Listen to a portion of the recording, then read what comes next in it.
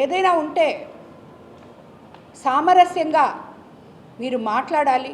ఎక్కడైనా కూడా సమస్యలు ఉంటే తేల్చుకోవాలి. ఎందుకంటే మనం అధికారంలోకి వచ్చిన తర్వాత అస్తవ్యస్తంగా ఉన్న ఈ రాష్ట్ర వ్యవస్థని సరిదిద్దుకుంటూ ముఖ్యమంత్రి చంద్రబాబు నాయుడు గారు, అలాగే ఉప ముఖ్యమంత్రి పవన్ కళ్యాణ్ గారు, అలాగే లోకేష్ బాబు గారు, అలాగే మనకందరికీ ఎంతో సపోర్ట్ చేస్తున్న నరేంద్ర మోడీ గారు అందరము కలిసి ఆంధ్ర రాష్ట్రాన్ని భవిష్యత్తు తరాల వాళ్ళకి ఏ రకంగా మనం గొప్పగా అందించాలి అని చెప్పి మనమంతా తాపత్రయపడుతుంటే ప్రతి ఎమ్మెల్యే, ప్రతి ఎంపీ, ప్రతి ఎమ్మెల్సీ, ప్రతి నాయకుడు, ప్రతి కార్యకర్త దీని గురించి పాటుపడుతుంటే అవతల పార్టీలో ఉన్న ప్రతిపక్ష నేతలు, ప్రతి కార్యకర్త, ప్రతి ఎవరు ఏ నాయకుడైనా కానీ ప్రతి ఒక్కరు కూడా దాన్ని ఎలాగా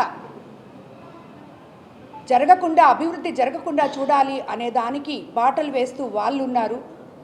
ఎలా అభివృద్ధి చేయాలి అనే దానికి బాటలు వేస్తూ మన ముఖ్యమంత్రి మనము ముందుకెళ్తున్నాం.